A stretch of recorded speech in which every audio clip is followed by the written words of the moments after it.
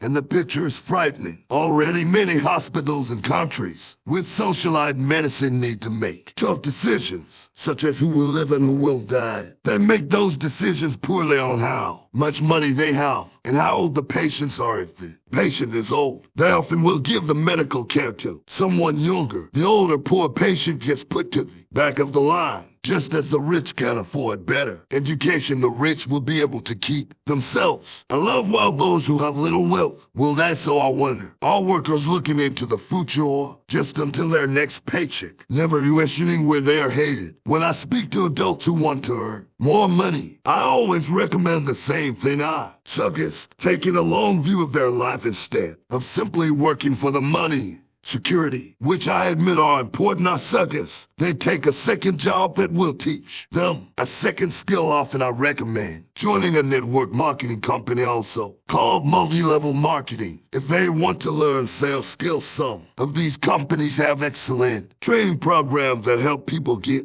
over their fear of failure and rejection, which are the main reasons people are unsuccessful. Education is more valuable than money in the long run. When I offer this suggestion, I often hear in response, "Oh, that is too much hassle," or "I only want to do what I am interested in." If they say it's too much of a hassle, I assume you would rather work all your life, giving 50% of what you earn to the government. If they tell me I only do what I'm interested in, I say I'm not interested in going to the gym, but I go because I want to feel better and live longer. Unfortunately, there is some truth to the old statement, you can't teach an old dog new tricks. Unless a person is used to changing, it's hard to change. But for those of you who might be on the fence when it comes to the idea of working to learn something new, I offer this word of encouragement. Life is much like going to the gym. The most painful part is deciding to go. Once you get past that, it's easy. There have been many days I have dreaded going to the gym, but once I am there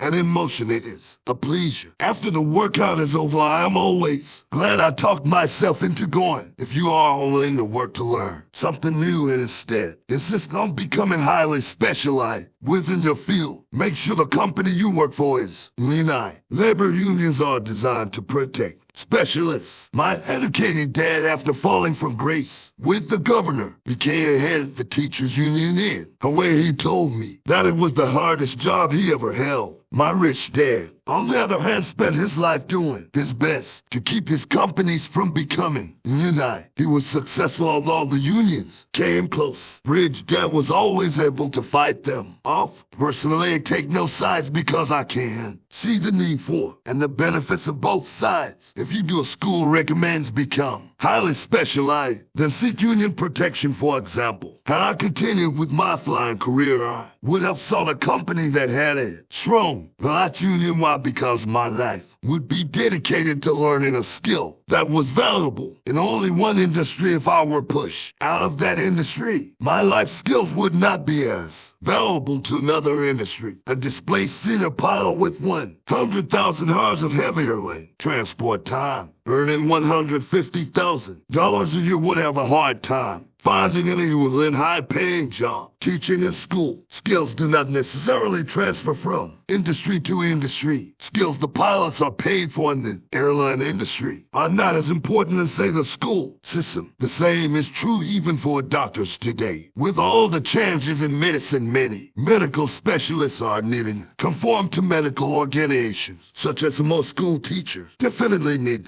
to be union members. Today in America, the teachers union is the largest and the richest labor union of all. The National Education Association has tremendous political clout. Teachers need the protection of their union because their skills are also of limited value to an industry outside of education. So the rule of thumb is highly specialized. The unionize is the smart thing to do. When I ask the classes I teach how many of you can cook a better hamburger than McDonald's, almost all the students raise their hands. I then ask, so if most of you can cook a better hamburger, how come McDonald's makes more money than you? The answer is obvious. McDonald's is excellent at business systems. The reason so many talented people are poor is because they focus on building better hamburger and know little to nothing about business systems. A friend of mine in Hawaii has a great artist. He makes a sizable amount of money. One day his mother's attorney called to tell him that she had left him $35,000. That is what was left of her estate. After the attorney and the government took their shares, immediately he saw an opportunity to increase his business by using some of this money to advertise. 2 months later, his first full-color, full-page ad appeared in an expensive magazine that targeted the very rich. The ad ran for 3 months. He received no replies from the ad, and all of his inheritance is now gone. He now wants to sue the magazine for misrepresentation.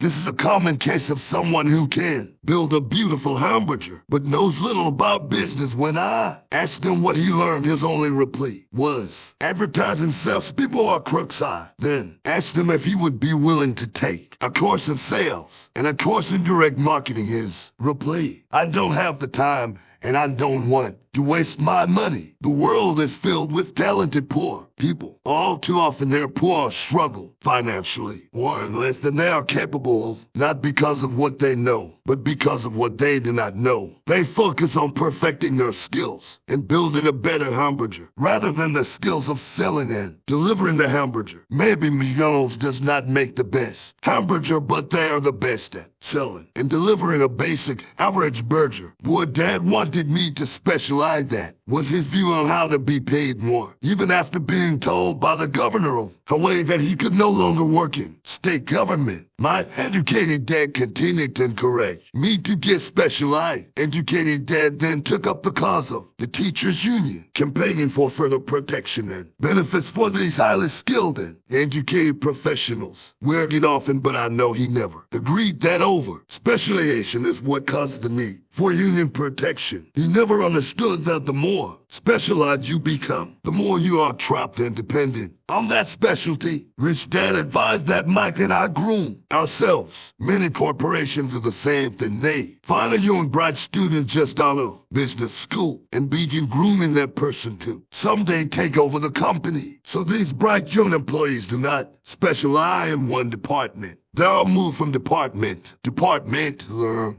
all the aspects of business systems. The rich often groom their children or the children of others. By doing so, their children gain an overall knowledge of the operations of the business and how the various departments interrelate. For the worldwide generation, it was considered bad to slip from company to company. Today it is considered smart, since people will skip from company to company rather than seek greater specialization in skills. Why not seek to learn more than to earn? In the short term, it may earn you less, but it will pay dividends in the long term. The main management skills needed for success are 1. Management of cash flow, 2. Management of systems, 3. Management of people. The most important specialized skills are sales and marketing. The ability to sell, to communicate to another human being, be it a customer, employee, boss, spouse, or child, is the base skill of personal success. Communication skills such as writing, speaking, and negotiating are crucial to a life of success. These are skills I work on constantly, attending courses or buying educational resources to expand my knowledge. As I have mentioned, my educated dad worked harder and harder the more competent he became. He also became more trapped the more specialized he got.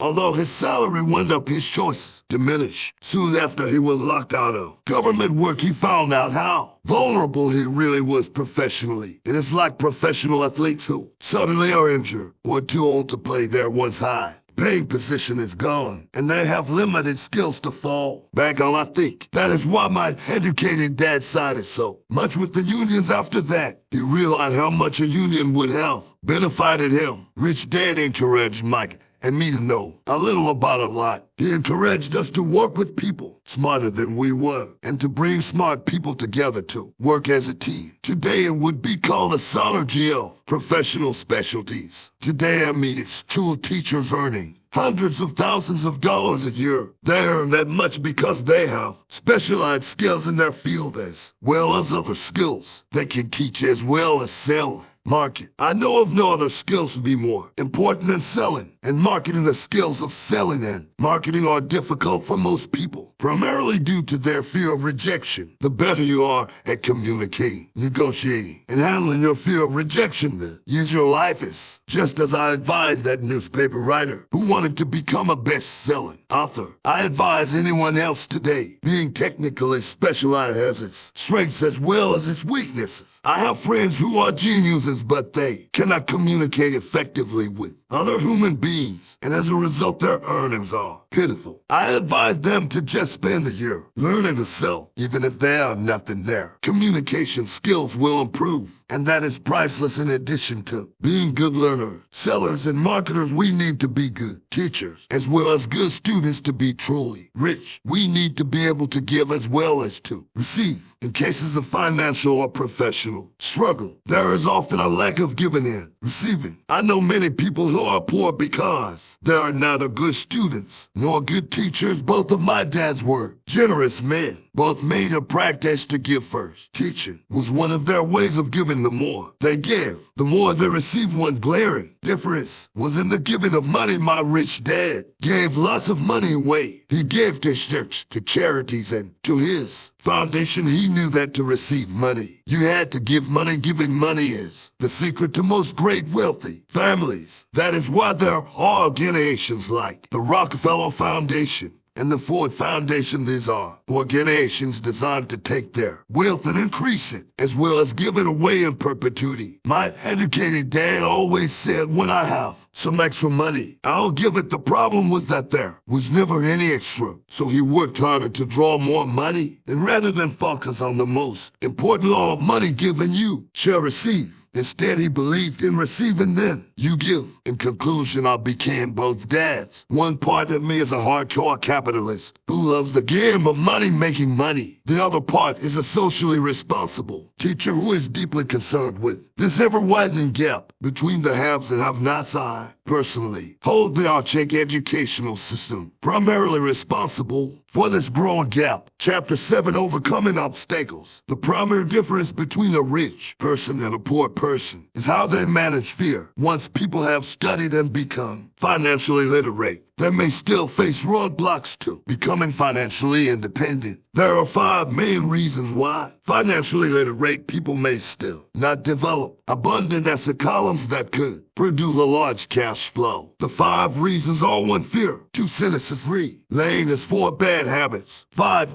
Arrogance. Overcoming fear. I have never met anyone who really likes losing money, and in all my years I have never met a rich person who has never lost money, but I have met a lot of poor people who have never lost a dime investing. That is, the fear of losing money is real. Everyone has it, even the rich, but it's not having fear. That is the problem. It's how you handle fear. It's how you handle losing. It's how you handle failure that makes the difference in one's life. The primary difference between a rich person and a poor person is how they manage that fear. It's okay to be fearful. It's okay to be a coward when it comes to money. You can still be rich. We're all heroes at something, and cowards have something else. My friend's wife is an emergency room nurse. When she sees blood, she flies into action. When I mention investing, she runs away. When I see blood, I don't run. I pass out. My rich dad understood phobias about money. Some people are terrified of snakes. Some people are terrified about losing money. Both are phobias. He would say so. His solution to the phobia of losing money was this little rhyme: if you hate risk and worry, start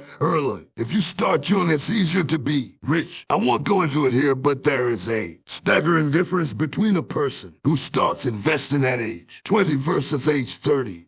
The purchase of Manhattan in Iceland is said to be one of the greatest bargains of all time. New was purchased for 24 in trinkets and beads. Yet if that 24 had been invested at it annually, that 24 would have been worth more than $28 trillion by 1995. Manhattan could be repurchased with money left over to buy much of Los Angeles. But what if you don't have much time left or would like to retire How do you handle the fear of losing money? My poor dad did nothing. He simply avoided the issue, refusing to discuss the subject. My rich dad, on the other hand, recommended that I think like a Texan. I like Texas. And Texans, he used to say in Texas, everything is bigger when Texans win. They win big. And when they lose, it's spectacular. They like losing, I ask, that's not what I'm saying. Nobody likes losing. Show me a happy loser, and I'll show you a loser, said Rich Dad. It's a Texan's attitude toward risk, ruin, and failure I'm talking about. It's how they handle life, they live it. B, not like most of the people around here, living like roaches when it comes to money, terrified that someone will shine light on them and whimpering when the grocery clerk shortchanges them. You wonder, Rich Dad went on. What I like best is the Texas attitude. They're proud when they win and they brag when they lose. Texans have a saying, if you're going to go broke, go big. You don't want to admit you went broke over a duplex. He constantly told Mike and me that the greatest reason for lack of financial success was because most people played it too safe. People are so afraid of losing that they lose, were his words. Friend talking in a one-time grateful you ever back says it's still another way of winning means being unafraid to lose. In my own life, I've noticed that winning usually follows losing. Before I finally learned to ride a bike, I first fell down many times. I've never met a golfer who has never lost a golf ball. I've never met people who have fallen in love who have never had their heart broken. And I've never met someone rich who has never lost money. So for most people, the reason they don't win financially is because the pain of losing money is far greater than the joy of being rich. Another saying in Texas is everyone wants to go to heaven, but no one wants to die. Most people dream of being rich but are terrified of losing money, so they never get to heaven. Rich Dad used to tell Mike and me stories about his trips to Texas. If you really want to learn the attitude of how to handle risk, losing, and failure, go to San Antonio and visit the Alamo. The Alamo is a great story of brave people who chose to fight, knowing there was no hope of success. They chose to die instead of surrendering. It's an inspiring story worthy of study. Nonetheless, it's still a tragic military defeat. They got their butts kicked, so how did Texans handle failure? They still shout, remember the Alamo. Mike and I heard this story a lot. He always told us this story when he was about to go into a big deal, and he was nervous after he had done all his due diligence, and it was time to put up or shut up. He told us this story every time he was afraid of making a mistake or losing money. He told us the story gave him strength, for it reminded him that he could always turn a financial loss into a financial win. Rich Dad knew that failure would only make him stronger and smarter. It's not that he wanted to lose. He just knew who he was and how he would take a loss. He would take a loss and make it a win. That's what made him a winner and others losers. It gave him the courage to cross the line when others backed out. That's why I like Texans so much. He would say they took a great failure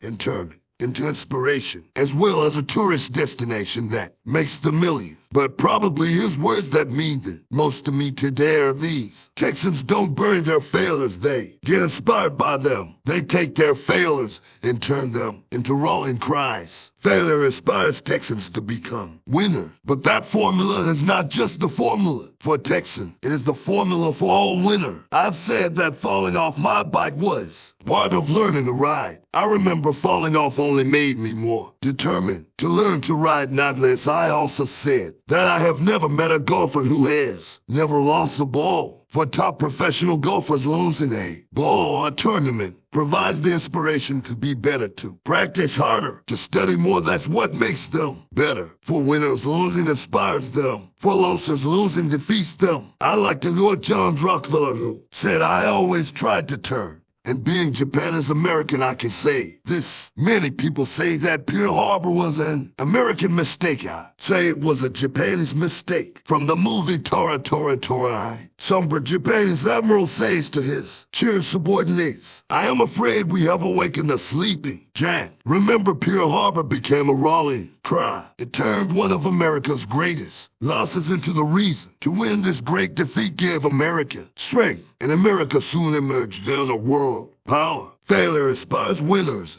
Failure defeats losers. It is the biggest secret of winners. It's the secret that losers do not know. The greatest secret of winners is that Failure inspires winning. Thus they're not afraid of losing. Repeating Fran Tarkenton's good winning means being unafraid to lose. People like Fran Tarkenton are not afraid of losing because they know who they are. They hate losing, so they know that losing will only inspire them to become better. There is a big difference between hating losing and being afraid to lose. Most people are so afraid of losing money that they lose. They go broke over a duplex financially. They play life too safe and too small. They buy big houses and big cars, but not big investments. The main reason that over 90% of the American public struggles financially is because they play not to lose. They don't play to win. They go to their financial planners or accountants or stockbrokers and buy a balanced portfolio. Most have lots of cash increase, low yield bonds, mutual funds that can be traded within a mutual fund family, and a few individual stocks. It is a safe and sensible portfolio, but it is not a winning portfolio. It is a portfolio of someone playing not to lose. Don't get me wrong, it's probably a better portfolio than more than 70% of the population has. And that's frightening. It's a great portfolio for someone who loves safety, but playing it safe and balanced on your investment portfolio is not the way successful investors play the game. If you have little money and you want to be rich, you must first be focused, not balanced. If you look at any successful person at the start, they were not balanced. Balanced people go nowhere. They stay in one spot to make progress. You must first go unbalanced. Just look at how you make progress. Walking Thomas Edison was not balanced. He was focused. Bill Gates was not balanced. He was focused. Donald Trump is focused. George Soros is focused. George Patton did not take his tanks wide. He focused them and blew through the weak spots in the German line. The French went wide with the Maginot Line. And you know what happened to them if you have any desire to be rich. You must focus. Do not do what poor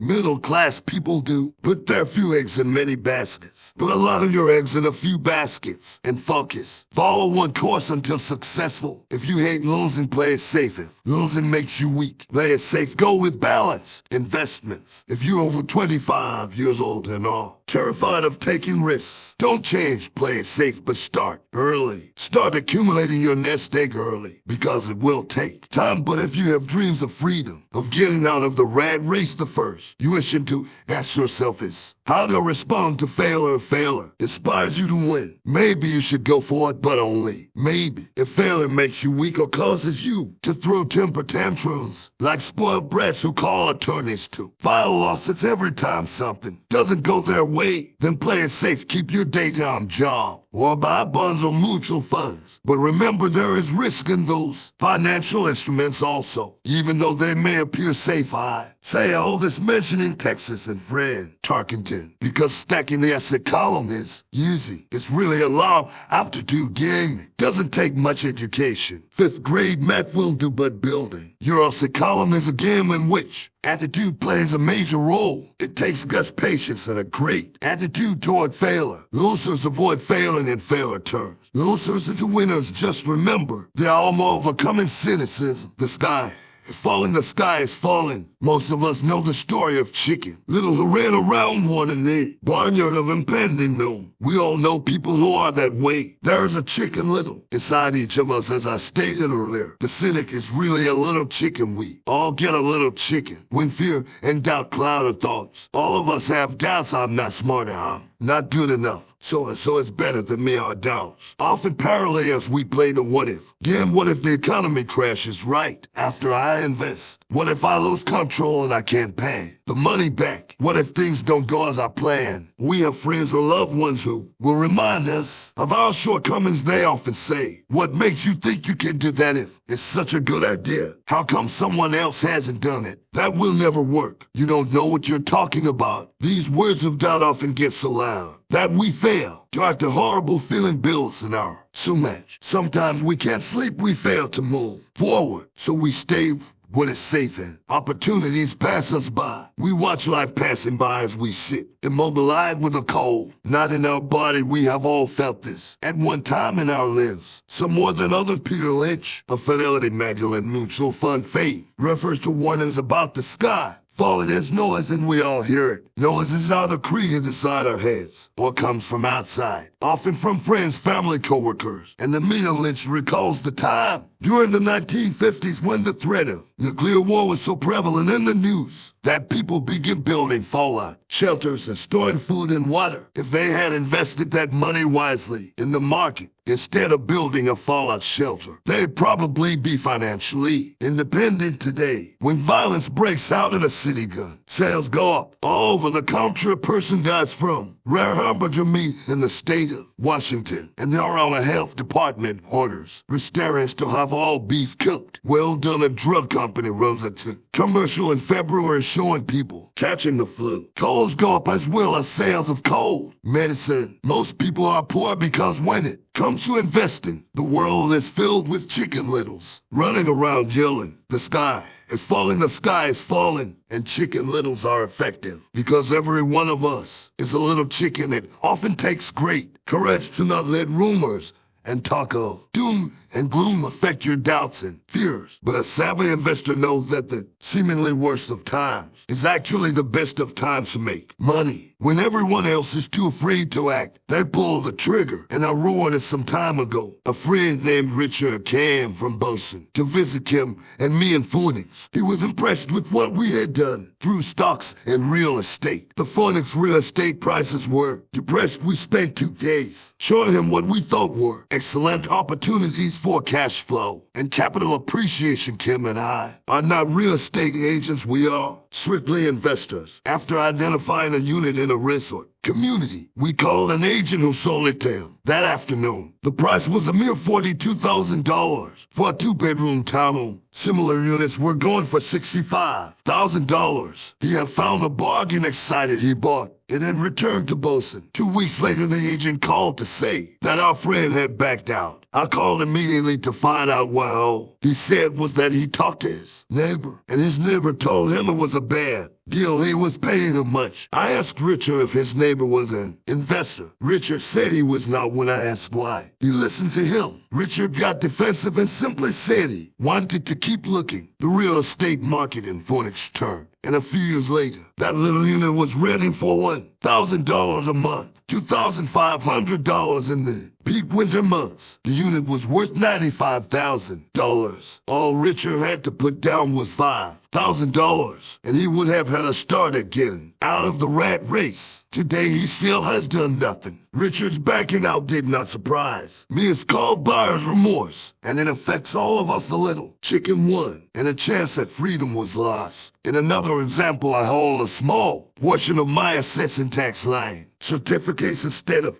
I earn 16% per year on my money, which certainly beats the interest rates banks offer on. The certificates are secured by real estate enforced by state law, which is also better than most banks. The formula they're bought on makes them safe. They're just like liquidity. So I look at them as 2 to 7 years. Almost every time I tell someone that I hold my money this way, especially if they have money in, they will tell me it's risky. They tell me why I should not do it. When I ask them where they get their information, they say from a friend or an investment magazine. They've never done it, and they're telling someone who's doing it where they shouldn't. The lowest yield I look for is 16%. But people who are filled with doubt are willing to accept a far lower return. Doubt is expensive. My point is that it's those doubts and cynicism that keep most people poor and playing it safe. The real world is simply waiting for you to get rich. Only a person's doubts keep them poor. As I said, getting out of the rat race is technically easy. It doesn't take much education, but those doubts are cripplers for most people. Cynics never once said rich dad unchecked. Doubt and fear creates a cynic. Cynics criticize, and winners and alien was another of his favorite sayings. Rich Dad explained that criticism blinded while analysis, open eyes analysis, allowed winners to see the critics were blind and to see opportunities that everyone else missed. And finding what people miss is key to any success. Real estate is a powerful investment tool for anyone seeking financial independence or freedom is a unique investment tool. Yet every time I mention real estate as a vehicle, I often hear I don't want to fix toilets. That's what Peter Lynch calls noise. That's what my rich dad would say is the cynic talking. Someone who criticizes and does not LE. Someone who lets their doubts and fears close their mind instead of open their eyes. So when someone says, I don't want to fix toilets, I want to fire back. What makes you think I want to there? Saying a toilet is more important than what they want. I talk about freedom from the rat race, and they focus on toilets. That is the thought pattern that keeps most people poor. They criticize instead of an LE.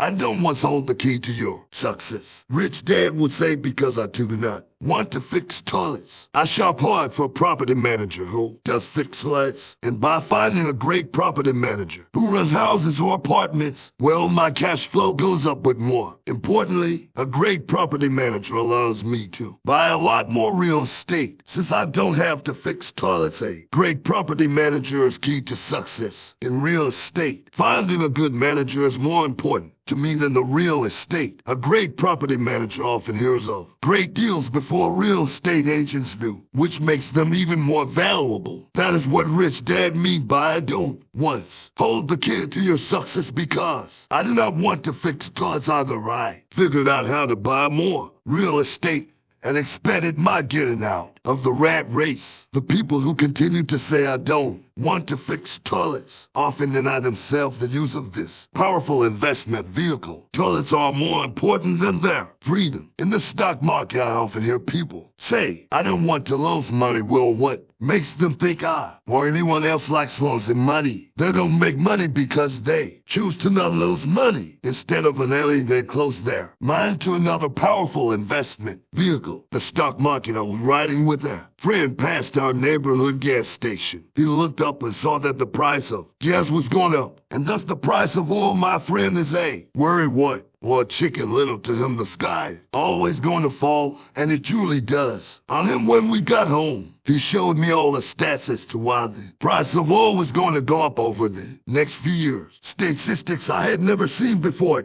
though I already own substantial shares of an existing oil company. With that information, I immediately began looking for and found a new undervalued oil company that was about to find some oil deposits. My broker was excited about this new company, and I bought 15 euro shares for 65 cents per share. 3 months later, the same friend and I drove by the same gas station, and sure enough, the price per gallon had gone up nearly 15%. Again, the Chicken Little worried and complained. I smiled because a month earlier that little oil company had oil, and those 15,000 shares went up to more than $3 a share. Since he had first given me the tip, the price of gas would continue to go up. If what my friend says is true, if most people understood how a stock worked in stock market investing, there would be more people investing to win instead of investing not to lose. A stop is simply a computer command that sells your stock automatically if the price begins to drop, helping to minimize your losses and maximize some gains. It's a great tool for those who are terrified of losing. So whenever I hear people fuck using at home, there I don't once, rather than what they do when I know that noise in their head must be loud. Chicken Little has taken over their brain and is yelling the sky is falling in, toilets are breaking. So they avoid their don't wants, but they pay a huge price. They may never get what they wanted. Life instead of an alien. Their inner Chicken Little closes their mind. Rich dad gave me a way of looking at Chicken Little. Just do what Colonel Sanders did at the age of 66. He lost his business and began to live on his Social Security check. It wasn't enough. He went around the country selling his recycled fried chicken. He was turned down 1,009 times before someone said yes, and he went on to become a multimillionaire at an age when most people argued he was a brave and tenacious man. Rich dad said of Harlan Sanders, so when you're in doubt and feeling a little afraid, just do what Colonel Sanders did to his little chicken. He fried it, overcoming laziness. Busy people are often the most lazy. We have all heard stories of a businessman who works hard to earn money. He works hard to be a good provider for his wife and children. He spends long hours at the office and brings work home on weekends. One day he comes home to an empty house. His wife has left with the kids. He knew he and his wife had problems, but rather than work to make the relationship strong, he stayed busy at work. This made his performance at work slips, and he loses his job today. I often meet people who are too busy to take care of their wealth, and there are people too busy to take care of their health. The cause is the same. They're busy, and they stay busy as a way of avoiding something they do not want to face. Nobody has to tell them. Deep down they know. In fact, if you remind them, they often respond with anger or irritation. If they aren't busy at work or with the kids, they're often busy watching, fishing, playing golf, or shopping. Yet deep down they know they are avoiding something important. That's the most common form of laziness. Laziness by staying busy. So what is the cure for laziness? The answer is a little greed. For many of us, we were raised thinking of greed or desire as bad. Greedy people are bad people, my mom used to say. Yet we all have inside of us this yearning to have nice, new or exciting things. So to keep that emotion of desire under control, often parents find ways of suppressing that desire with guilt. You only think about yourself, don't you? Know you have brothers and sisters. Was one of my mom's favorites you want me to buy you? What was a favorite of my dad? Do you think we're made of money? Do you think money grows on trees? We're not rich people, you know. It wasn't so much the words, but the angry guilt trip that went with the words that got to me. Or the reverse guilt trip was the I'm sacrificing my life to buy this for you. I'm buying this for you because I never had this advantage when I was a kid. I have a neighbor who is stone broke but can't park his car in his garage. The garage is filled with toys for his kids. Those spoiled brats get everything they ask for. I don't want them to know the feeling of what are his everyday words. He has nothing set aside for their college or his retirement, but his kids have every toy ever made. He recently got a new credit card in the mail and took his kids to visit Las Vegas. I'm doing it for the kids, he said with great sacrifice. Rich dad forbade the words I can't afford it. In my real home, that's all I heard. Instead, rich dad reared his children to say, how can I afford it? He believed that the words I can't afford it shut down your brain. It didn't have to think anymore. How can I afford it? Opened up the brain and forced it to think and search for answers. But most importantly, he felt the words I can't afford it were a lie, and the human spirit knows it. The human spirit is very, very powerful. He would say it knows it can't do anything by having a lay in mind that says, I can't afford it, or war breaks out inside you. Your spirit is angry, and your laying mind must defend its lie. The spirit is screaming, come on, let's go to the gym and work out. And the laying mind says, but I'm tired, I worked really hard today. Or the human spirit says, I'm sick and tired of being poor. Let's get out there and get rich too. Which the laying mind says rich people are greedy. Besides, it's too much bother, it's not safe. I might lose money. I'm working hard enough as it is. I've got too much to do at work anyway. Look at what I have to do tonight. My boss wants it finished by morning. I can't afford it. Also causes sadness, a helplessness that leads to despondency and often depression. How can I afford it? Opens up possibilities, excitement, and dreams. So rich dad was not so concerned about what we wanted to buy as long as we understood that how can I afford it creates a stronger mind and a dynamic spirit. Thus, he rarely gave Michael or me anything. He would instead ask, how can you afford it? And that included college, which we paid for ourselves. It was not the goal, but the process of attaining the goal that he wanted us to learn. The problem I see today is that there are millions of people who feel guilty about their desire or their greed. Is old conditioning from their childhood. While they desire to have the finer things that life offers, most have been conditioned subconsciously to say, I can't have that, or I'll never be able to afford that. When I decided to exit the rat race, it was simply a question of, how can I afford to never work again? And my mind began to kick out answers and solutions. The hardest part was fighting my real parents' dogma. We can't afford that. Stop thinking only about yourself. Why don't you think about others? And other similar sentiments designed to instill guilt to suppress my greed. So how do you beat laziness once again? The answer is a little greed. It's that radio station with which stands for what's in it for me. A person needs to sit down and ask, what would my life be like if I never had to work again? What would I do if I had all the money I needed without that little greed, the desire to have something better? Progress is not made. Our world progresses because we all desire a better life. New inventions are made because we desire something better. We go to school and study hard because we want something better. So whenever you find yourself avoiding something you know you should be doing, then the only thing to ask yourself is, what's in it for me? Be a little greedy is the best cure for laziness. Too much greed, however, as anything in excess can be, it's not good. But just remember what Michael Douglas said in the movie Wall Street. Greed is good. Rich Dad said it differently. Guilt is worse than greed, for guilt wrongs the body of its soul. I think Eleanor Roosevelt said it best. Do what you feel in your heart to be right, for you'll be criticized anyway. You'll be damned if you do and damned if you don't. Overcoming bad habits are lives, our reflection of our habits more than our education. After seeing the movie Conan, Barbarian starring Arnold Schwarzenegger, a friend said, I'd love to have a body like Schwarzenegger. Most of the guys nodded. Agreement. I even heard he was really pretty skinny at one time. Another friend added, yeah, I heard that too. Another one said, I heard he has a habit of working out almost every day in the gym. Yeah, I'll bet he has tonight. Said the group cynic. I'll bet he was born that way. Besides, let's stop talking about our nose and get some beers. This is an example of habits controlling behavior. I remember asking my rich dad about the habits of the rich. Instead of answering me outright, he wanted me to learn through example. As usual, when does your dad pay his bills? Rich Dad asked the first of the month. I said, does he have anything left over? He asked. Very little. I said, that's the main reason he struggles. Said Rich Dad, he has bad habits. Your dad pays everyone else first. He pays himself last, but only if he has anything left over, which he usually doesn't. I said, but he has to pay his bills, doesn't he? You're saying he should pay his bills? Of course not, said Rich Dad. I firmly believe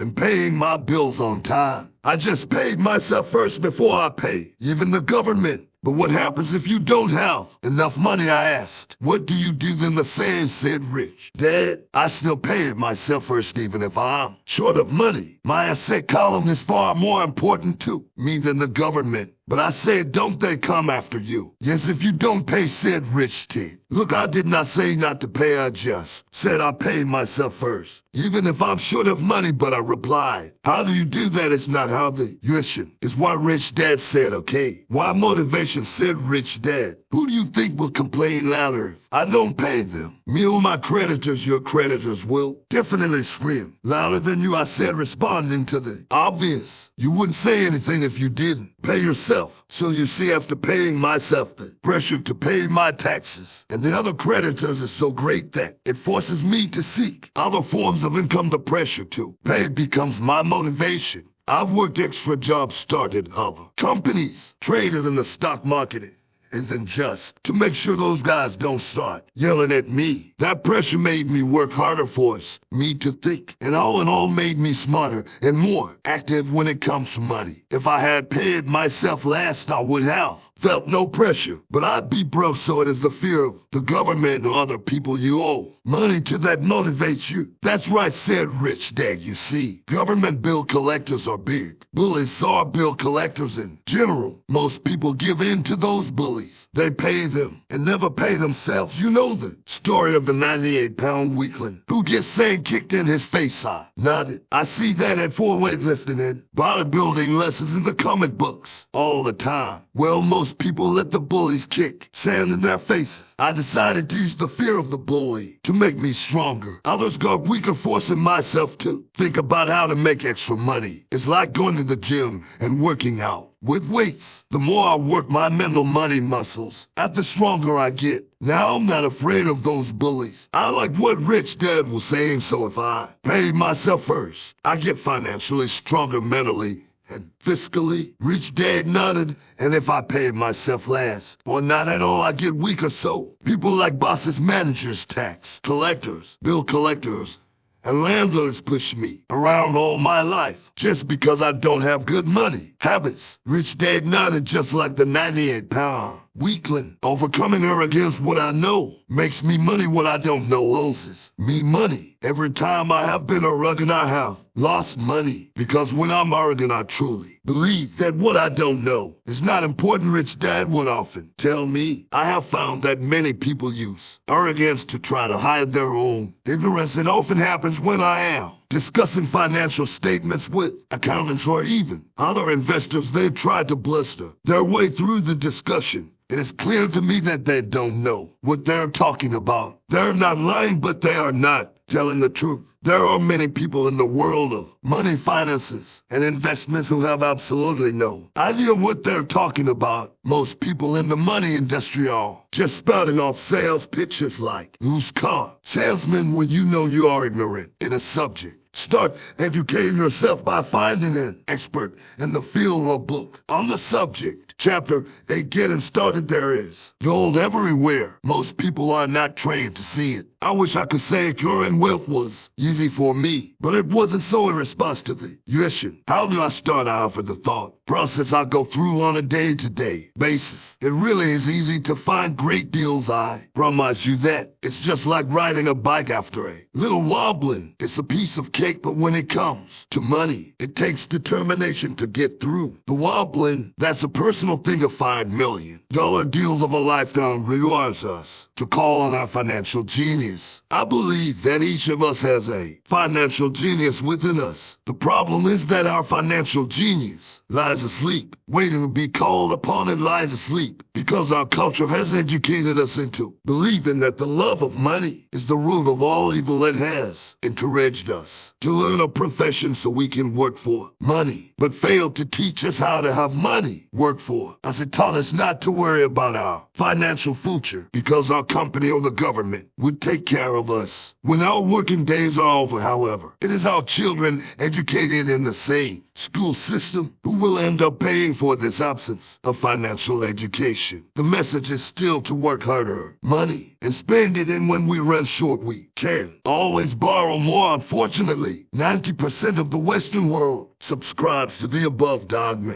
simply because it's easy to find a job and work for money. If you are not one of the masses, I offer you the following 10 steps to awaken your financial genius. I simply offer you the steps I have personally followed. If you want to follow some of them, great. If you don't, make up your own. Your financial genius is smart enough to develop its own list. While Emperor asked the gold miner of 45 years how he was so confident about finding a gold mine, he replied, there is gold everywhere. Most people are not trained to see it. And I would say that is true in real estate. I could go out and in a day come up with 4 or 5 great potential deals, while the average person will go out and find nothing even looking in the same neighborhood. The reason is that they have not taken the time to develop their financial genius. I offer you the following 10 steps as a process to develop your God-given powers over which only you have control. 1. Find a reason greater than reality. The power of spirit. If you ask most people if they would like to be rich or financially free, they will say yes, but then reality sets in. The road seems too long with too many hills to climb. It's easier to just work for money. Hand the excess over to your broker. I once met a young woman who had dreams of swimming for the Olympic team. The reality was that she had to get up every morning at 4 o'clock to swim for 3 hours before going to school. She did not party with her friends on Saturday night. She had to study and keep her grades up just like everyone else. When I asked her what fooled her superhuman ambition and sacrifice, she simply said, I do it for myself and the people I love. It's love that gets me over the hurdles and sacrifices. A reason or purpose is a combination of wants and don't wants. When people ask me what my reason for wanting to be rich is, I tell them that it is a combination of deep emotional wants and don't wants. I will list a few. First, the don't wants for their creed. The ones I don't want to work all my life. I don't want what my parents aspired for, which was job security and a house in the suburbs. I don't like being an employee. I hated that my dad always missed my football games because he was so busy working on his career. I hated it when my dad worked hard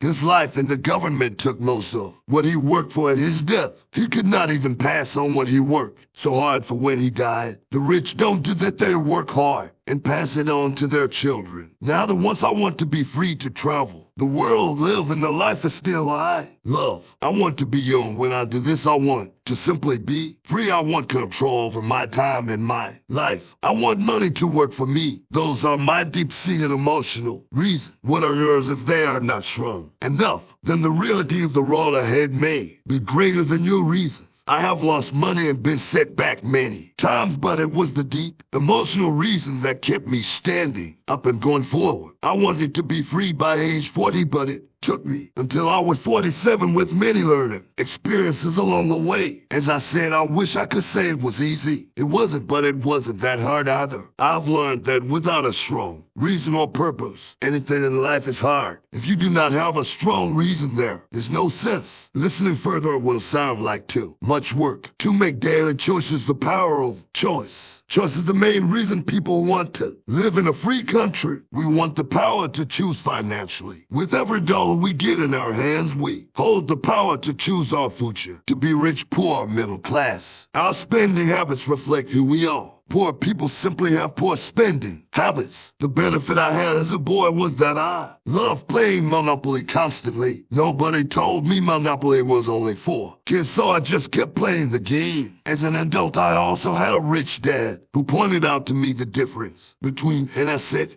and a liability. So a long time ago, as a little boy, I chose to be rich, and I knew that all I had to do was learn to acquire assets. Real assets. My best friend Mike had an asset column handed to him, but he still had to choose to learn to keep it. Many rich families lose their assets in the next generation simply because there was no one trained to be a good steward over their assets. Most people choose not to be rich, for an idea of the population being rich is too much of a hassle, so they invent sayings that go, I'm not interested in money, I'll never be rich. I don't have to worry, I'm still young. When I make some money, then I'll think about my future. My husband or wife handle the finances. The problem with those statements is that they rob the person who chooses to think such thoughts of two things. One is time, which is your most precious asset. The second is learning. Having no money should not be an excuse to not learn, but that is a choice we all make daily. The choice of what we do with our time, our money, and what we put in our heads. That is the power of choice. All of us have choice. I just choose to be rich, and I make that choice every day. Invest first in education and reality. The only real asset you have is your mind, the most powerful tool we have dominion over. Each of us has the choice of what we put in our brain. Once we're old enough, you can watch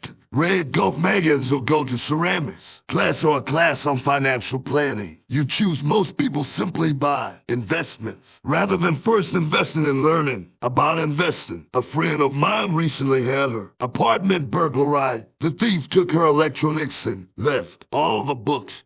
And we all have that same choice. 90% of the population buys assets, and only about 10% buy business books. So what do? I go to seminars. I like it when they are at least 2 days long, because I like to immerse myself in a subject. In 1973, I was watching this guy on who was advertising a 3-day seminar on how to buy real estate for nothing down. I spent $385, and that course has made me at least $2 million, if not more, but more importantly, it bought me life. I don't have to work for the rest of my life because of that one course. I go to at least 2 such courses every year. I love AUDIOBOOks. The reason I can easily review what I just heard. I was listening to an investor say something I completely disagreed with. Instead of becoming a rugged and critical, I simply listened to that 5-minute stretch at least 20 times, maybe more. But suddenly, by keeping my mind open, I understood why he said what he said. It was like magic. I felt like I had a window into the mind of one of the greatest investors of our time. I gained tremendous insight into the vast resources of his education and experienced the net result. I still have the old way I used to think, and I now have a new way of looking at the same problem or situation. I have 2 ways to allay a problem or trend, and that is priceless today. I often say, how would Donald Trump do this? Or Warren Buffett or George Soros? The only way I can access their vast mental power is to be humble enough to read or listen to what they have to say. Arrogant or critical people are often people with low self-esteem who are afraid of taking risks. That's because if you learn something new, you are then required to make mistakes in order to fully understand what you have learned. If you have listened this far, arrogance is not one of your problems. Arrogant people rarely listen to experts. Why should they? They're the center of the universe. There are so many intelligent people who argue and defend when a new idea clashes with the way they think. In this case, that's so-called intelligence combined with arrogance. Fuels ignorance. Each of us knows people who are highly educated or believe they are smart, but their balance sheet paints a different picture. A truly intelligent person welcomes new ideas, for new ideas can add to the synergy of other accumulated ideas. Listening is more important than talking. If that were not true, God would not have given us 2 ears and only one mouth. Too many people think with their mouth instead of listening in order to absorb new ideas and possibilities. They argue instead of asking questions. Take a long view of my wealth. I do not subscribe to the get-rich-quick mentality most lottery players or casino gamblers have. I may go in and out of stocks, but I am long on education. If you want to fly an airplane, I advise taking lessons first. I am always shocked at people who buy stocks or real estate, but never invest in their greatest asset, their mind. Just because you bought a house or two does not make you an expert at real estate. 3. Choose friends carefully. The power of association.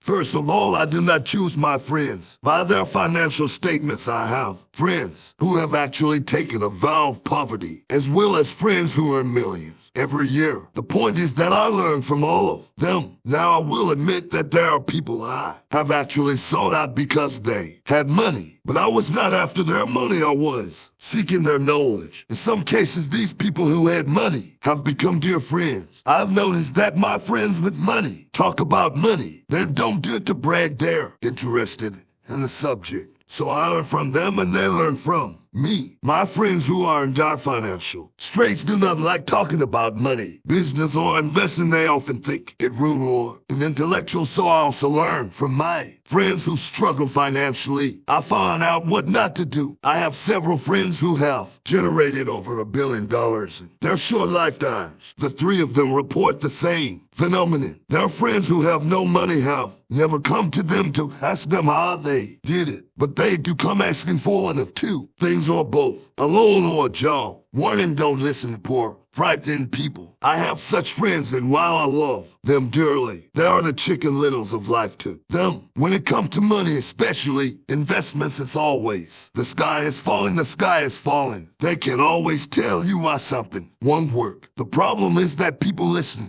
to them, but people who blindly accept doom and gloom information are also chicken littles. As that old saying goes, birds of a feather flock together. If you watch business channels on, they often have a panel of so-called experts. One expert will say the market is going to crash, and the other will say it's going to boom. If you're smart, you listen to both. Keep your mind open because both have valid points. Unfortunately, most poor people listen to chicken little. I have had many close friends try to talk me out of a deal or an investment. Not long ago, a friend told me he was excited because he found a 6% certificate of deposit. I told him I earned 16% from the state government. The next day, he sent me an article about why my investment was dangerous. I have received 16% for years now, and he still receives 6%. I would say that one of the hardest things about wealth building is to be true to yourself and to be willing to not go along with the crowd. This is because in the market it is usually the crowd that shows up late. That is slaughter. If a great deal is on the front page, it's too late in most instances. Look for a new deal, as we used to say as surfers. There is always another wave. People who hurry and catch a wave late usually are the ones who wipe out. Smart investors don't time the markets. If they miss a wave, they search for the next one and get themselves in position. This is hard for most investors because buying what is not popular is frightening. Timid investors are like sheep going along with the crowd. Their greed gets them, and when wise investors have already taken their profits and moved on, wise investors buy an investment when it's not Popular, they know their profits are made when they buy, not when they sell. They wait patiently. As I said, they do not time the market. Just like a surfer, they get in position for the next swell. It's all insider trading. There are forms of insider trading that are illegal, and there are forms of insider trading that are legal, but either way it's insider trading. The only distinction is how far away from the inside are you. The reason you want to have rich friends is because that is where the money is.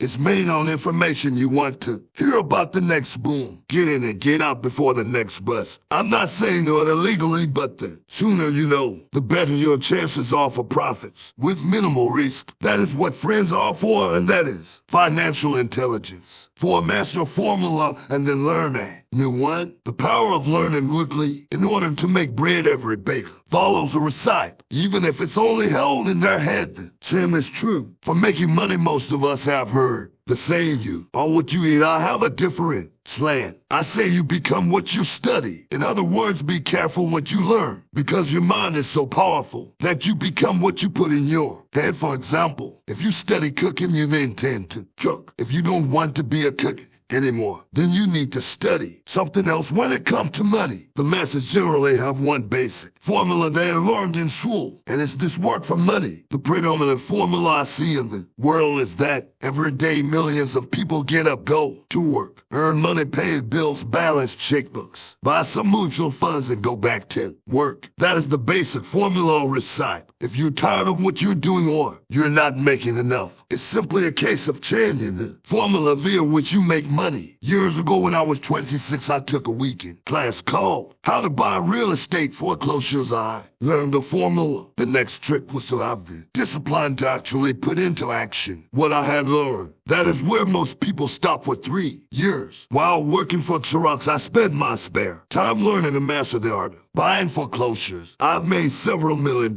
using that formula. So after I mastered that formula, I went in search of other formulas. For many of the classes, I did not directly use the information I learned, but I always learned something new. I have attended classes designed for derivative traders, commodity option traders, and challenges. I was way out of my league, being in a room full of people with doctorates in nuclear physics and space science. Yet I learned a lot that made my stock and real estate investing more meaningful and lucrative. Most junior colleges and community colleges have classes on financial planning and buying traditional investments. There are good places to start, but I always search for faster formula. That is why on a fairly regular basis, I make more in a day than many people will make in their lifetime. Another side note: in today's fast-changing world, it's not so much what you know anymore that counts, because often what you know is old. It is how fast you learn that skill. It's priceless. It's priceless in finding faster formulas, recipes, if you will, for making dough. Working hard for money is an old formula, worn in the day of cavemen. 5.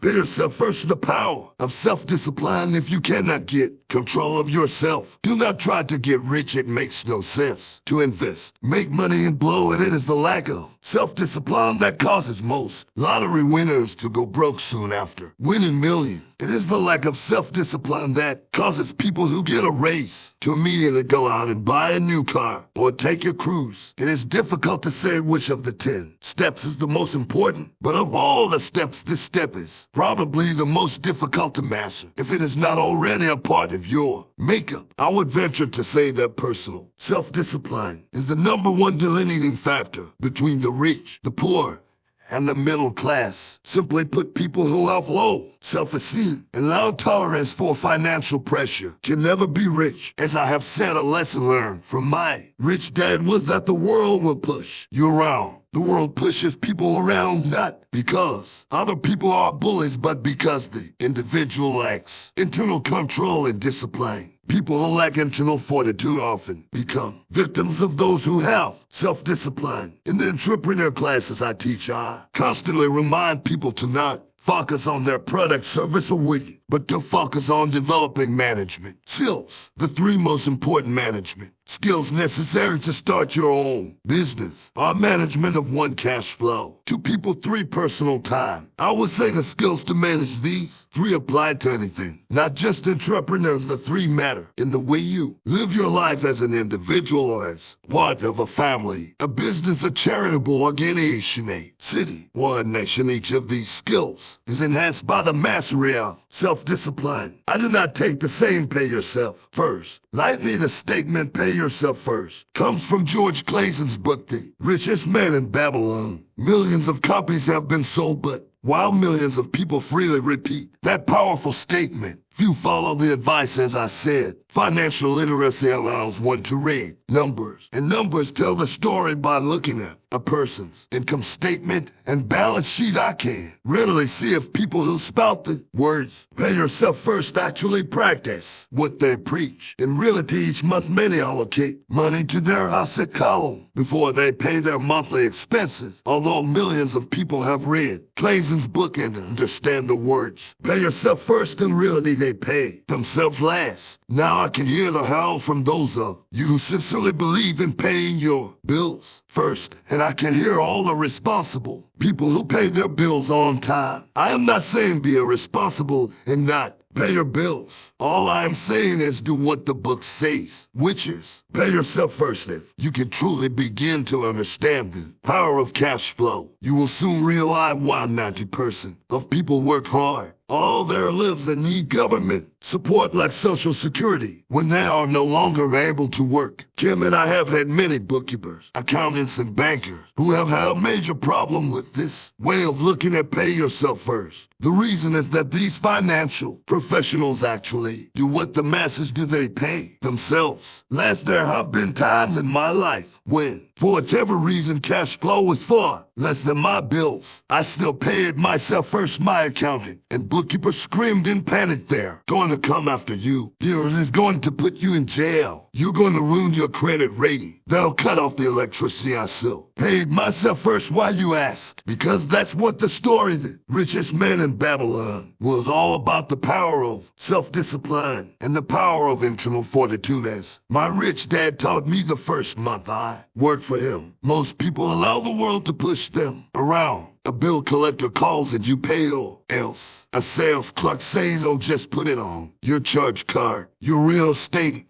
agent tells you go ahead. The government allows you a tax deduction on your home. That is what the book is really about: having the guts to go against the tide and get rich. You may not be weak, but when it comes to money, many people get wimpy. I am not saying be irresponsible. The reason I don't have high credit card debt and do that debt is because I paid myself first. The reason I minimize my income is because I don't want to pay it to the government. That is why my income comes from my asset column through an innovator corporation. If I work for money, the government takes it, although I pay my bills last. I am financially astute enough to not get into a tough financial situation. I don't like consumer debt. I actually have liabilities that are higher than 99% of the population, but I don't pay for them. Other people pay for my liabilities. They're called tenants. So rule number 1 in paying yourself first is don't get into debt in the first place. Although I paid my bills last, I set it up to have only small, unimportant bills that are due when I occasionally come up short. I still paid myself first. I let the creditors and even the government scream I like it when they get tough. Why? Because those guys do me a favor. They inspire me to go out and create more money. So I paid myself first, invest the money, and let the creditors yell. I generally pay them right away anyway. Kim and I have excellent credit. We just don't cave into pressure and spend our savings on liquidate stocks to pay for consumer debt. That is not too financially intelligent. To successfully pay yourself first, keep the following in mind. 1, don't get into large debt positions that you have to pay for. Keep your expenses low, build up assets first, then buy the big house or nice car. Being stuck in the rat race is not intelligent. till when you come up short, let the pressure build and don't dip into your savings or investments. Use the pressure to inspire your financial genius to come up with new ways of making more money and then pay your bills. You will have increase your ability to make more money as well as your financial intelligence. So many times I have gotten into financial hot water and used my brain to create more income while staunchly defending the assets. In my asset column, my bookkeeper has screamed and died for cover, but I was like a good soldier defending the fort assets. Where people have poor habits, a common bad habit is innocently called dipping into savings. The rich know that savings are only used to create more money, not to pay bills. I know that sounds tough, but as I said, if you're not tough inside, the world will always push you around. Anyway, if you do not like financial pressure, then find a formula that works for you. A good one is to cut expenses, put your money in the bank, pay more than your fair share of income, tax buy, safe mutual funds, and take the average. But this violates the pay yourself first rule. This rule does not encourage self-sacrifice or financial abstinence. It doesn't mean pay yourself first and starve. Life was made to be enjoyed. If you call on your financial genius, you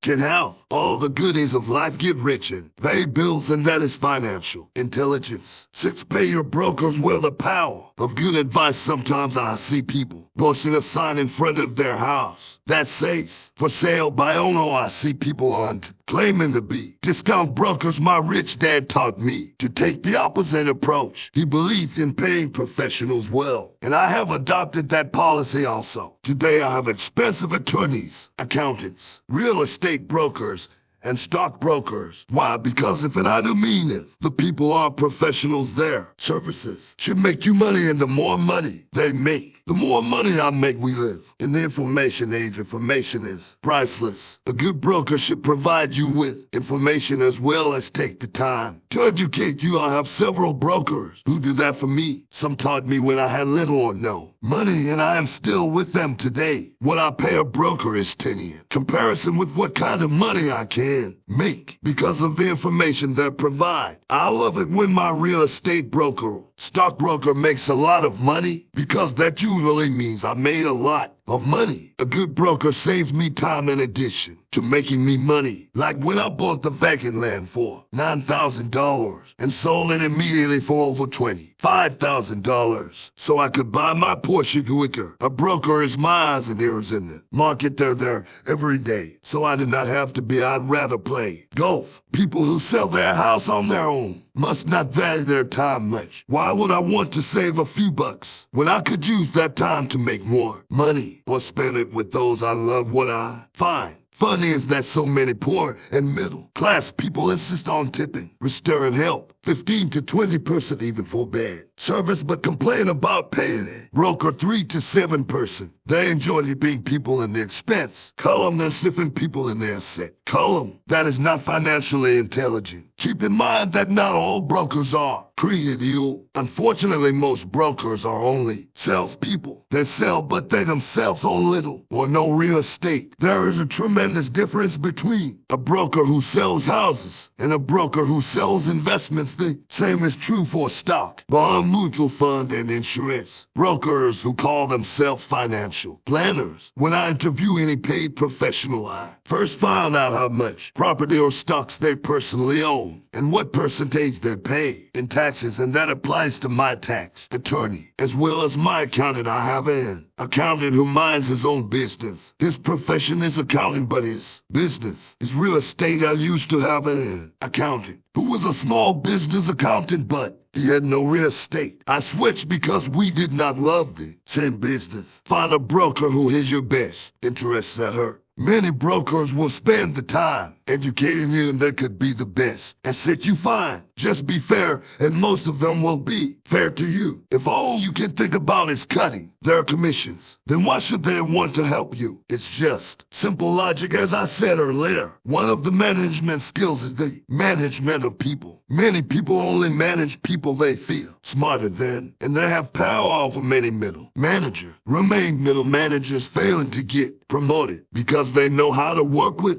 people below them, but not with people above them. The real Still, is manage and reward the people who are smarter than you in some technical area. That is why companies have a board of directors. You should have one too, that is financial intelligence. 7. Be an Indian giver the power of getting something for nothing. When the first European settlers came to America, they were taken aback by a cultural practice some American Indians had. For example, if a settler was cold, the Indian would give the person a blanket, mistaking it for a gift. The settler was often offended when the Indian asked for it back. The Indians also got upset when they realized that settlers did not want to give it back. That is where the term Indian giver came from, a simple cultural misunderstanding in the world of the asset column. Being an Indian giver is vital to wealth. The sophisticated investor's first question is, how fast do I get my money back? They also want to know what they get for free, also called a piece of the action. That is why the ROI, return on investment, is so important. For example, I found a small condominium that was in foreclosure a few blocks from where I live. The bank wanted $60,000, and I submitted a bid for $50,000, which they took simply because, along with my bid, was a cashier's check for $50,000. They realized I was serious. Most investors would say, aren't you tying up a lot of cash? Would it not be better to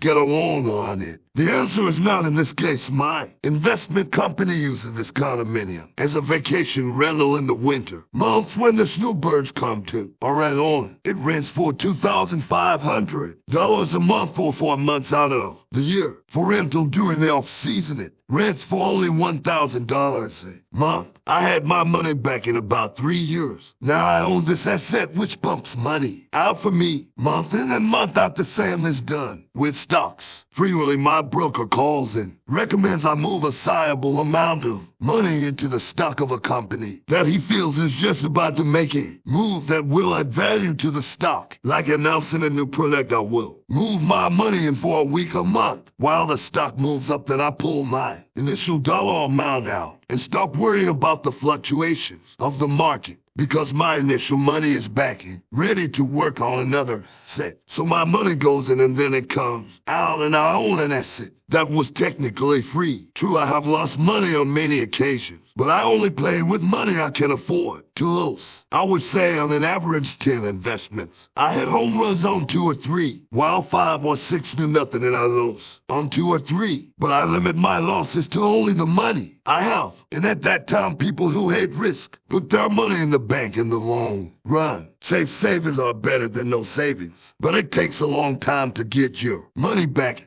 And in most instances, you don't get anything for free with it. On every one of my investments, there must be an upside. Something for free, like a condominium, a mini storage, a piece of free land, a house, stock, shares, or an office building, and there must be limited risk or low risk. There are books devoted entirely to this subject, so I will not talk about it here. Ray Kroc of McDonald's fame sold hamburger franchises, not because he loved hamburgers, but because he wanted the real estate under the franchise for free. So wise investors must look at more than raw. They look at the assets they get for free once they get their money back. That is financial intelligence. And use assets to buy luxuries. The power of focus. A friend, Shal, has been developing a nasty habit of burning a hole in his pocket. Just 16, he wanted his own car. The excuse all his friends' parents gave their kids cars. The child wanted to go into his savings and use it for a down payment. That was when his father called me and then came to see me. Do you think I should let him do it, or should I just buy him a car? I answered it might relieve the pressure in the short term, but what have you taught him in the long term? Can you use this desire to own a car? Inspire your son to learn something. Suddenly the lights went on and he hurried home. 2 months later, I ran into my friend. Again, does your son have his new car? I asked, no, he doesn't. But I gave him $3,000 for the car. I told him to use my money instead of his college money. Well, that's generous of you. I said, not really. The money came with a hitch. What was the hitch? I asked, well, first we played your cash flow game. We then had a long discussion about the wise use of money. After that, I gave him a subscription to the Wall Street Journal and a few books on the stock market. Then what I asked what was the catch, I told him that $3,000 was his butt. He could not directly buy a car with it. He could use it to find a stockbroker and buy and sell stocks. Once he had made $6,000, with the $3,000, the money would be his for the car. The $3,000 would go into his college fund, and what are the results? I asked. Well, he got lucky early in his trading, but lost everything a few days later. Then he really got interested. Today I would say he is down to $1,000, but his interest is up. He has read all the books I bought him, and he's gone to the library to get more. He reads the Wall Street Journal voraciously, watching for indicators. He's only got $1,000 left, but his interest in learning are sky high. He knows that if he loses that money, he walks for 2 more years, but he does not seem to care. He even seems uninterested in getting a car because he's found a game that is more fun. What happens if he loses all the money? I asked. We'll cross that bridge when we get to it. I'd rather have him lose everything now than wait till he's our age to risk losing everything. And besides, that is the best $3,000 I've ever spent on his education. What he is learning will serve him for life, and he seems to have gained a new respect for the power of money. As I said earlier, if a person cannot master the power of self-discipline, it is best not to try to get rich. I say this because although the process of developing cash flow from an asset column is easy in theory, what's hard is the mental fortitude to direct money to the correct use. Due to external temptations, it is much easier in today's consumer world to simply blow money out the expense column. With weak mental fortitude, that money flows into the paths of least resistance. That is the cause of poverty and financial struggle. The following example illustrates the financial intelligence needed to direct money to make more money. If we give 100 people $10,000 at the start of the year, I believe that at the end of the year, 80 would have nothing left. In fact, many would have created greater debt by making a down payment on a new car, refrigerator, electronics, or a holiday. 16 would have increased that $10,000 by 5 to 10%. 4 would have increased it to $20,000, or into the millions. We go to school to learn a profession so we can work for money. It is my opinion that it's just as important to learn how to have money work for you. I love my luxuries as much as anyone else. The difference is I don't buy them on credit. It's the keep up with the Joneses trap. When I want to buy a Porsche, the easy road would have been to call my banker and get a loan. Instead of choosing to focus in the liability column, I chose to focus in the asset column. As a habit, I use my desire to consume to inspire and motivate my financial genius to invest. Too often today we focus on borrowing money to get the things we want instead of focusing on creating money. One is easier in the short term, but harder in the long term. It's a bad habit that we as individuals and as a nation have gotten into. Remember, the easy road often becomes hard,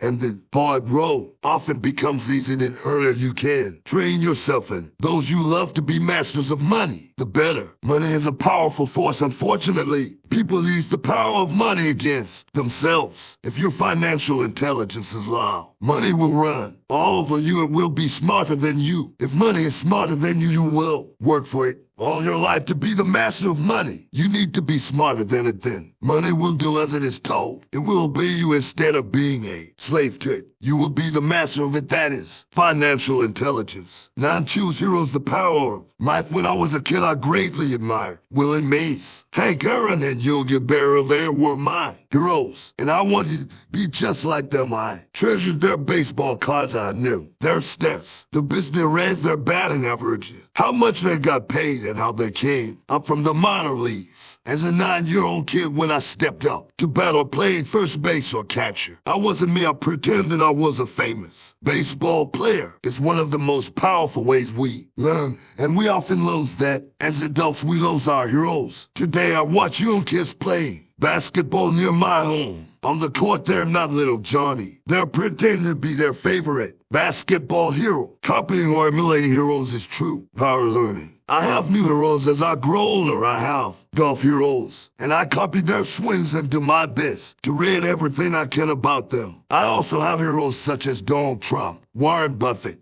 Peter Lynch, George Soros, and Jim Rogers. I know their stats just like I knew them. Erasing bits of my childhood baseball heroes. I follow what Warren Buffett invests in, and I read anything I can about his point of view on the market and how he chooses stocks. And I read about Donald Trump trying to find out how he negotiates and put deals together. Just as I was not me when I was up to that when I'm in the market or I'm negotiating a deal, I am subconsciously acting with the bravado of Trump or an alien trend. I look at it as the Warren Buffett we are doing it. By having heroes, we tap into a tremendous source of raw genius, but heroes do more than simply inspire us. Heroes make things look easy. Making it look easy convinces us to want to be just like them. If they can do, so can I. When it comes to investing, too many people make it sound hard. Instead, find heroes who make it look easy. Teach and you shall receive the power of giving. Both of my dads were teachers. My rich dad taught me a lesson I have carried all my life, the necessity of being charitable or giving. My educated dad gave a lot of his time and knowledge, but almost never gave away money. He usually said that he would give when he had some extra money, but of course there was rarely any extra. My rich dad gave money as well as education. He believed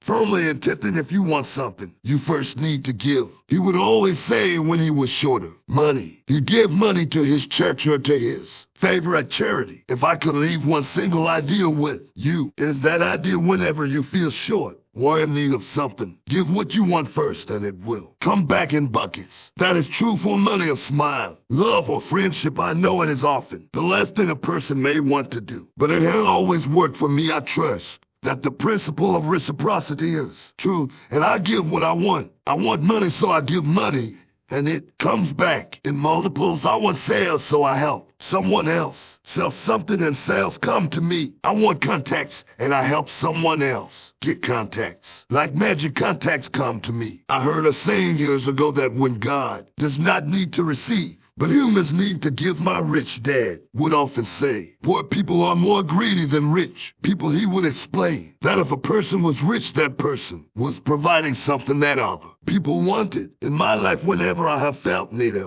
short of money or short of help, I simply went out and found in my heart what I wanted and decided to give it first. And when I gave, it always came back. It reminds me of the story of the guy sitting with firewood in his arms on a cold, freezing night. He is yelling at the pot-bellied stove, when you give me some heat, then I'll put some wood in you. And when it comes to money, love, happiness, sales, and contacts, all one needs to remember is to give first. Often just the process of thinking of what I want and how I could give that to someone else breaks free a torrent of bounty. Whenever I feel that people aren't smiling at me, I simply begin smiling and saying hello. Like magic, the next thing I know, I'm surrounded by smiling people. It is true that your world is only a mirror of you, so that's why I say, teach and you shall receive. I have found that the more I teach those who want to learn, the more I learn. If you want to learn about money, teach it to someone else. A torrent of new ideas and finer distinctions will come in. There are times when I have given and nothing has come back. What I have received is not what I wanted, but upon closer inspection and soul searching, I was often given to receive. In those instances, instead of giving for the joy that giving itself brings, my dad taught teachers, and he became a master teacher. My rich dad always taught young people his way of doing business. In retrospect, was their generosity with what they knew that made them smarter. There are powers in this world that are much smarter than we are. You can get there on your own, but it's easy with the help of the powers that be. You only need to be generous with what you have. Chapter 9, still want more. Here are some to-dos. Many people may not be satisfied with my 10 steps. They see them more as philosophies than actions. I think understanding the philosophy is just as important as the action. There are many people who want to do instead of think, and then there are people who think but do not do. I would say that I am both. I love new ideas and I love action. So for those who want a to-do list on how to get started, I will share with you some of the things I do in abbreviated form. Stop doing what you're doing. In other words, take a break, and this is what is working and what is not working. The definition of insanity is doing the same thing over and over and expecting a different result. Stop doing what is not working and look for something new. Look for new ideas for new investing ideas. I go to bookstores and search for books on different and unique subjects. I call them formulas. I buy how to books on formulas I know nothing about. For example, in the bookstore I found the book The 16 Solution by Joe Mosco, and I bought the book and read it. And the next day I did exactly as the book said. Most people do not take action, or they let someone talk them out of whatever new formula they are studying. My neighbor told me why 16% would not work. I did not listen to him because he's never done it. Find someone who has done what you want to do. Take them to lunch and ask them for tips and tricks of the trade. As for 16 tax line certificates, I went to the county tax office and found the government employee who worked in that office. I found out that she too invested in tax lines. Immediately I invited her to lunch. She was thrilled to tell me everything she knew and how to do it. After lunch, she spent all afternoon showing me everything. By the next day, I found 2 great properties with her help that have been accruing interest at 16%. Ever since. It took a day to read the book, a day to take action, an hour for lunch, and a day to acquire 2 great deals. Take classes, read, and attend seminars. I search newspapers and the internet for new and interesting classes, many of which are free or inexpensive. I also attend and pay for expensive seminars on what I want to learn. I am wealthy and free from needing a job simply because of the courses I took. I have friends who did not take those classes who told me I was wasting my money, and yet they're still at the same job. Make lots of offers when I want a piece of real estate. I look at many properties and generally write an offer. If you don't know what the right offer is, neither do I. That is the job of the real estate agent. They make the offers. I do as little work as possible. A friend wanted me to show her how to buy apartment houses. So one Saturday she heard agent and I went and looked at 6 apartment houses. 4 were dogs, but 2 were good. I said to write offers on all 6, offering half of what the owners asked. 4, she and the agent nearly had her attacks. They thought it was rude and would offend the sellers, but I really don't think the agent wanted to work that hard. So they did nothing and went on looking for a better deal. No offers were ever made, and that person is still looking for the right deal at the right price, where you don't know what the right price is until you have a second party who wants to deal. Most sellers ask too much. It is rare that a seller asks a price that is less than something is worth. Moral of the story: make offers. People who are not investors have no idea what it feels like to try to sell something. I have had a piece of real estate that I wanted to sell for months. I would have welcomed any offer. They could have offered me 10 pigs and I would have been happy. Not at the offer, but just because someone was interested. I would have counted maybe for a pig farm in exchange. But that's how the game works. The game of buying and selling is fun. Keep that in mind. It's fun and only a game. Make offers. Someone might say yes. I always make offers with escape clauses. In real estate, I make an offer with language that details, subject to contingencies such as the approval of a business partner. Never specify who the business partner is. Most people don't know that my partner is my cat. If they accept the offer and I don't want the deal, I call home and speak of my cat. I make this ridiculous statement to illustrate how absurdly easy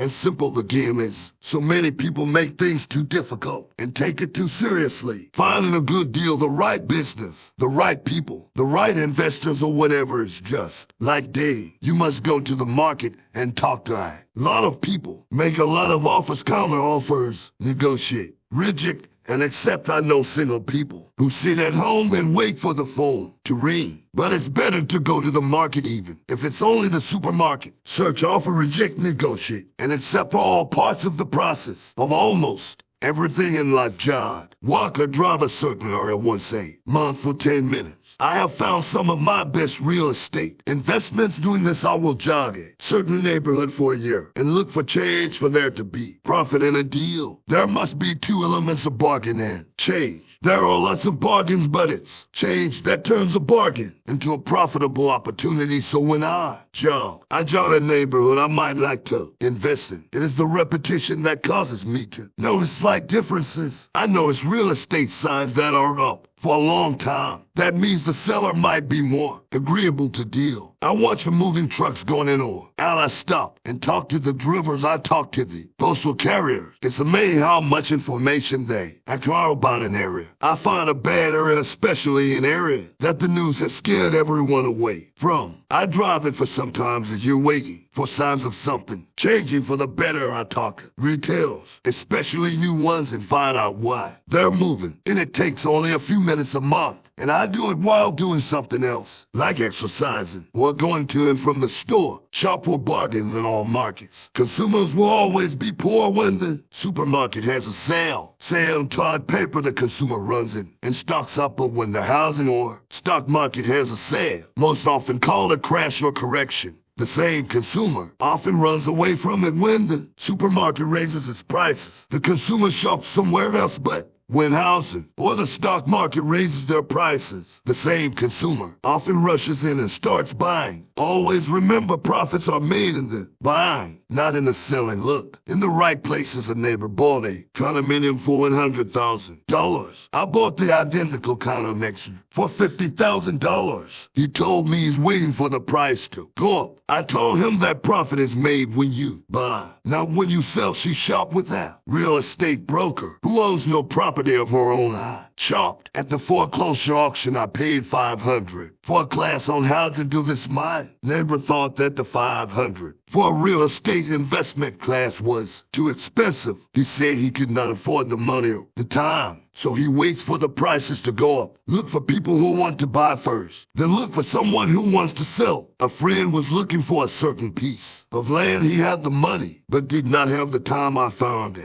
large piece of land, larger than what my friend wanted to buy. Tied it up with an option. Called my friend and he said he wanted a piece of it. So I sold the piece to him and then bought the land. I kept the remaining land as mine for free. Moral of the story: buy the pie and cut it in pieces. Most people look for what they can afford, so they look too small. They buy only a piece of the pie, so they end up paying more. For less. Small thinkers don't get the big breaks. If you want to get richer, think big. Think big. Retailers love giving volume discounts simply because most business people love big spenders. So even if you're small, you can always think big. When my company was in the market for computers, I called several friends and asked them if they were ready to buy. Also, we then went to different dealers, negotiated a great deal because we wanted to buy so many. I have done the same with stock. Small people remain small because they think small, act alone, or don't act and all. Learn from history. All the big companies on the stock exchange started out as small companies. Colonel Sanders did not get rich until after he lost everything in his 60s. Bill Gates was one of the richest men in the world before he was 30. Action always beats inaction. These are just a few of the things I have done and continue to do to recognize opportunities. The important words are have done and do, as repeated many times throughout this audiobook. You must take action before you can receive the Financial Rewards Act. Now, final thoughts. I would like to share some final thoughts with you. The main reason I wrote this book and the reason it has remained a bestseller since 2000 was to share insights into how increased financial intelligence can be used to solve many of life's common problems. Without financial training, we all too often use the standard formulas to get through life. Work hard, save, borrow,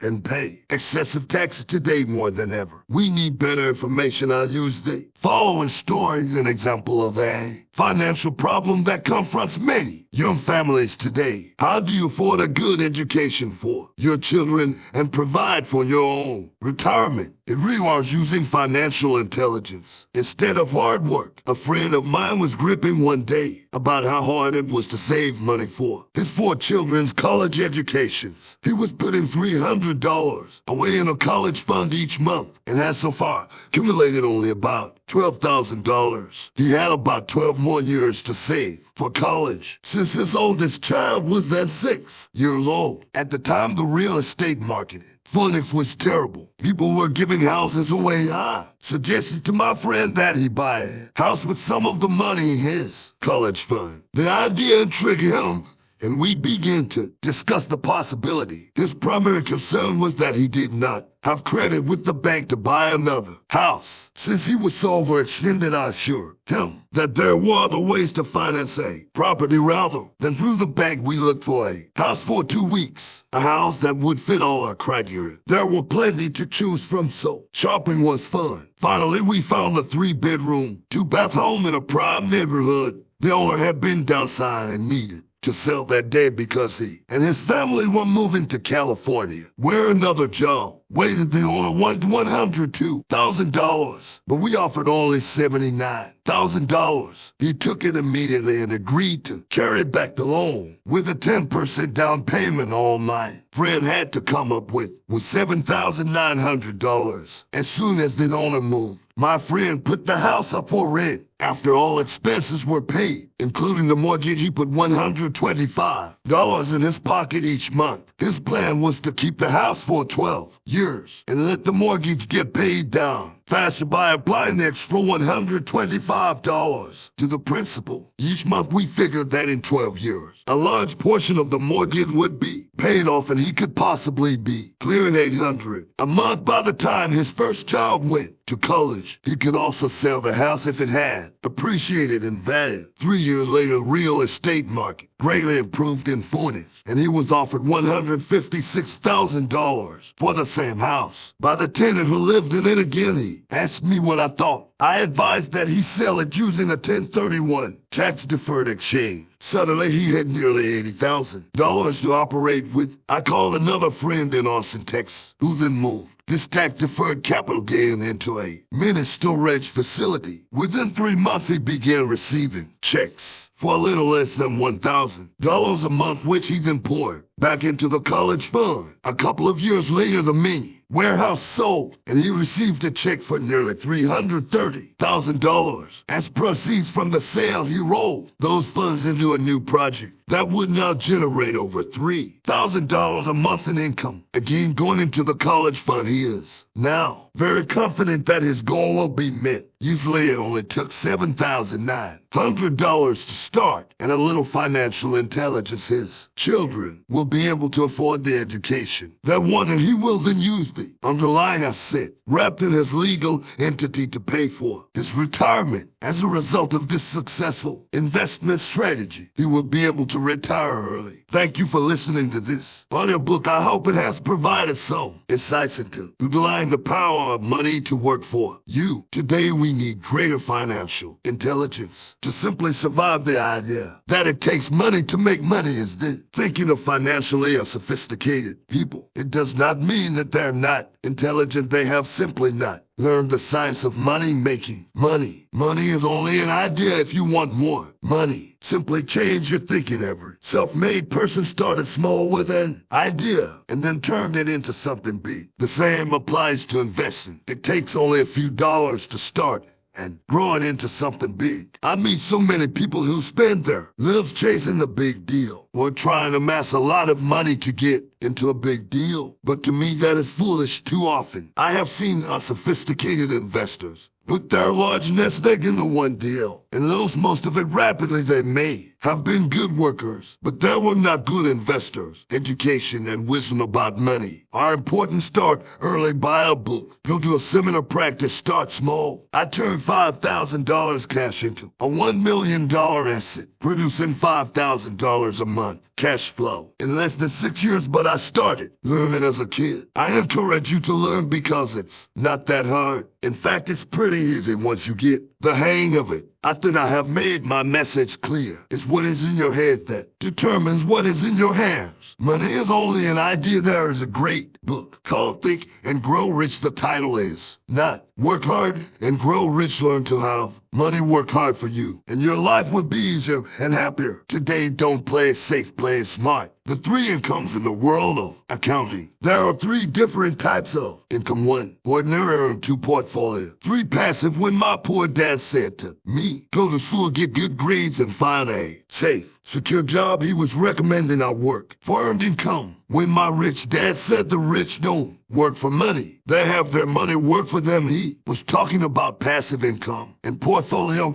come passive income. In most cases, is income derived from real estate investments. Portfolio income is income derived from paper assets, such as stocks and bonds. Portfolio income is the income that makes Bill Gates the richest man in the world. Not earned income. Rich Dad used to say the key to becoming wealthy is the ability to convert earned income into passive income or portfolio income as quickly as possible. He would say taxes are highest on earned income, then least taxed income is passive income. That is another reason why you want your money working hard for you. The government taxes the income you work hard for more than the income your money works hard for. In my second book, Rich Dad's Cashflow, you had read, I explained the 4 different types of people who make up the world in business. There are employees, self-employed, business owner, and investor. Most people go to school to learn to be an E, or as the Cashflow Quadrant is written about the core differences of these 4 types and how people can change their quadrant. In fact, most of our products are created for people in the business, and I invest in Rich Dad's Guide Investing. Book number 3 in the Rich Dad series. I go into more detail on the importance of converting earned income into passive and portfolio income. Rich Dad used to say all a real investor does is convert earned income into passive and portfolio income. If you know what you're doing investing, it's not risky, it's just common sense. The key to financial freedom,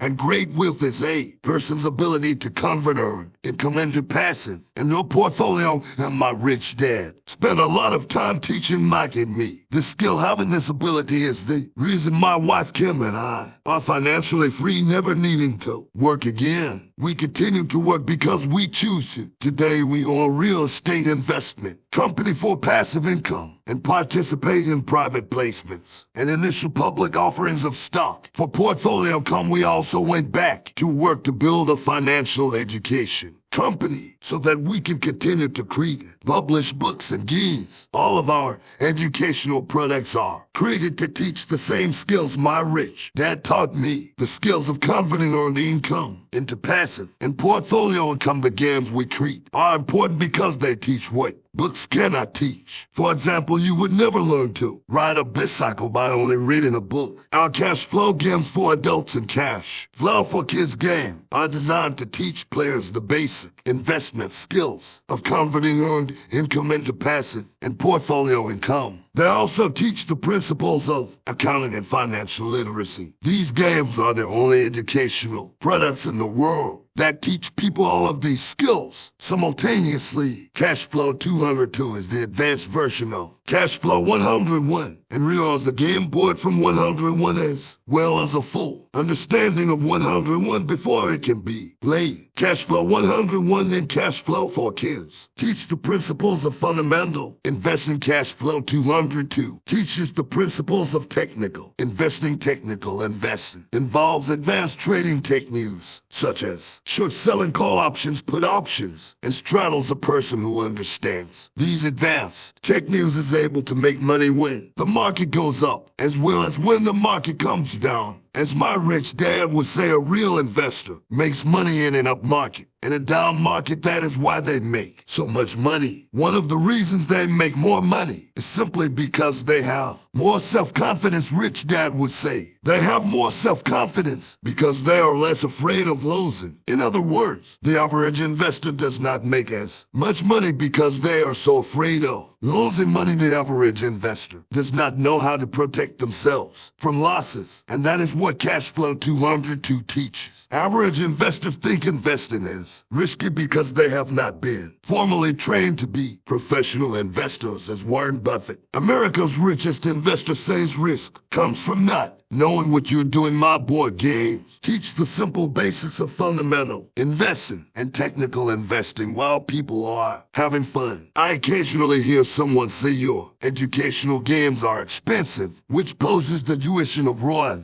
return on investment, or the value return for the price paid. Nod my head and reply as they may be expensive, especially when compared to entertainment board games. But my games are not as expensive as a college education, working hard all their life for and paying excessive tax, and then living in terror of losing all of your money in the investment markets. When someone walks away mumbling about the price, I can hear my rich dad say, if you want to be rich, you must know what kind of income to work hard for, how to keep it, and how to protect it from loss. That is the key to great wealth. Rich dad would also say, if you do not understand the differences in those three incomes and do not learn the skills on how to acquire and protect those incomes, you will probably spend your life earning less than you could and working harder than you should. My poor dad thought a good education, a good job, and years of hard work were all you need to be successful. My rich dad also thought a good education was important, but to him it was also important that Mike, and I know the differences in the three incomes and what kind of income to work hard for. To him, that was basic financial education, knowing the differences in the three incomes and learning the investment skills of how to acquire the different incomes is basic education for anyone who strives to acquire great wealth and achieve financial freedom, a special kind of freedom that only few will ever know. As Rich Dad states in lesson number 1, the rich do not work for money, they know how to have money work hard for them. Rich Dad said, earned income is money you work for, in passive portfolio income is money working for you. Knowing that little difference has been significant in my life, or as Robert Frost ends his poem, and that has made all the difference. Take action, all of you. We're given two great gifts, your mind and your time. It is up to you to do what you please with each dollar bill that enters your hand. You and only you have the power to determine your destiny. Spend it foolishly and you choose to be poor. Spend it on liabilities and you join the middle class. Invest it in your mind and learn how to acquire assets, and you will be choosing wealth as your goal and your future. The choice is yours and only yours. Every day, with every dollar you decide to be rich, poor, or middle class, choose share this knowledge with your children, and you choose to prepare them for the world that awaits. No one else will. You and your children's future will be determined by choices you make today, not tomorrow. I wish you great wealth and much happiness with this fabulous gift called life. Robert Kiyosaki.